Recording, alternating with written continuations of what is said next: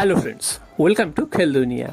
আফগানিস্তানের কাছে লজ্জার হারের পর ভারতীয় ফুটবলাররা কিন্তু যে যার নিজস্ব ক্লাবে ফিরে গেছেন। তো মোহনবাগানের প্লেয়াররাও কিন্তু মোহনবাগানের ক্যাম্পে এসে যোগদান করেছেন। তো সাহাল আব্দুল সামাদ তিনি কিন্তু আফগানিস্তানের ক্যাম্পে গিয়ে তিনি কিন্তু চোট পেয়েছিলেন আফগানিস্তানের বিরুদ্ধে ম্যাচের সময়। তো সেই চোটের ফলে তিনি কিন্তু একটা ম্যাচেও তিনি মাঠে নামতে পারেননি। তো তারপরেও আশঙ্কা করা হয়েছিল যে মোহনবাগানের খেলাতেও হয়তো তিনি অনুপস্থিত থাকবেন।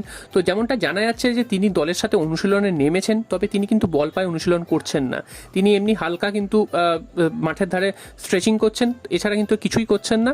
তো যতদূর সম্ভব মনে হচ্ছে আগামী যে চেন্নাই এফসি ম্যাচটা রয়েছে সেই ম্যাচে কিন্তু তিনি খেলতে পারবেন না, এবং তার পরের ম্যাচে হয়তো তিনি মাঠে থাকলেও থাকতে পারেন। তো চেন্নাই এফসির মতন গুরুত্বপূর্ণ দলের বিরুদ্ধে তিনি কিন্তু থাকবেন না, এটা কিন্তু মোহনবাগানের একটা চিন্তার ভাঁজ। যদিও হাবাস সেটা কিন্তু মানতে রাজি নয় যে কোনো প্লেয়ার থাকলো কি থাকলো না সেটা নিয়ে তিনি কিন্তু মাথা ঘামাতে রাজি নয়।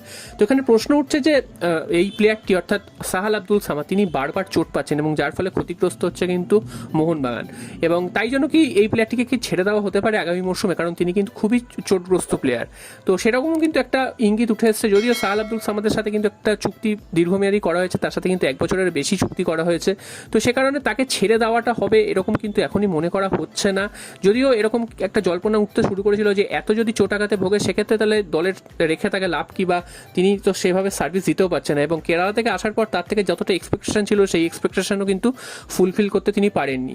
তো সাহাল আব্দুল সামাদ কি আগামী মৌসুমে চলে যাবে? তো তোমাদের এটা জানিয়ে রাখি যে সাহাল আব্দুল সামাদকে আগামী মৌসুমে ছাড়ার এই মুহূর্তে কোনো সম্ভাবনা নেই মোহনবাগানের তরফ থেকে। এরপর চলে আসি আরও একটা খবরে, সেটা হচ্ছে হুগো বুমোর ব্যাপারে। তো হুগো বুমো তোমরা জানো যে আনরেজিস্টার্ড করে দেওয়া হয়েছে, জনি কাউকে রেজিস্টার্ড করিয়ে। তো তারপরে কিন্তু হুগো বুমোকে দেশেও ফেরত পাঠিয়ে দেওয়া হয়েছে। তো এবার প্রশ্ন আসছে হুগো বুমোকে কি আগামী মৌসুমে রেখে দেবে মোহনবাগান? তো হাবাস যদি কোচ থাকেন সেক্ষেত্রে হাবাস জানিয়ে দিয়েছেন যে তার পরবর্তী মৌসুমে তার দলে কিন্তু হুগো বুমোর কোনো জায়গা হবে না, বা তাকে প্ল্যানিং করে কিন্তু দল সাজাবে না হাবাস। তো সেক্ষেত্রে বুঝতেই পারছো যে হুগো বুমোর মোহনবাগান দলে জায়গা হবে না। তো এরকম একজন গুরুত্বপূর্ণ প্লেয়ার তিনি একদম আনরেজিস্টার্ড হয়ে পুরো বসে থাকবেন, সেটা তো হতে পারে না। তাহলে কি মোহনবাগান তাকে ছেড়ে দেবে? যদি হুগো বুমোকে ছাড়তে হয় সেক্ষেত্রে কিন্তু একটা বড় বিরাট অঙ্কের ট্রান্সফার ফি দিতে হবে বা ক্ষতিপূরণ দিতে হবে মোহনবাগানকে, যেটা কিন্তু দিতে গেলে কিন্তু মোহনবাগানকে অনেকটাই সমস্যায় পড়তে হবে। তো মোহনবাগান ম্যানেজমেন্ট এটা চাইবে যে হুগো বুমো নিজে থেকে যদি রিলিজ চেয়ে নেয় সেক্ষেত্রে মোহনবাগান তাকে রিলিজ করে দেবে, অন্য কোনো ক্লাবে যদি যেতে চান সেক্ষেত্রে করে দেবে। সেক্ষেত্রে কিন্তু কোনো ক্ষতিপূরণ দেওয়ার কোনো ব্যাপার থাকছে না কোনো পক্ষেরই।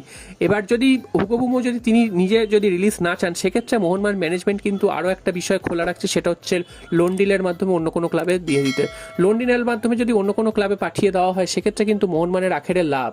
তো হুগো বুমোকে যে স্যালারিও দিতে হবে না, এবং হুগো বুমোকে কিন্তু ছেড়ে দেওয়ারও প্রশ্ন নেই। যদি মনে হয় যে পরের বছর হুগো বুমো আবার ফর্মে ফিরে এসছে এবং মোহনবাগান যদি তাকে নিতে চায় সেক্ষেত্রে কিন্তু ইজিলি তাকে মোহনবাগান দলে নিয়ে আসতে পারবে।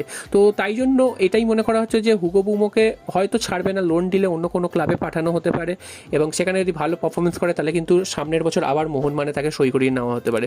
তো তোমাদের মতামত অবশ্যই জানিও যে হুগো বুমোর মতন প্লেয়ারকে কি মোহনবাগানে ছেড়ে দেওয়া উচিত? তোমরা কিন্তু অবশ্যই কমেন্ট করে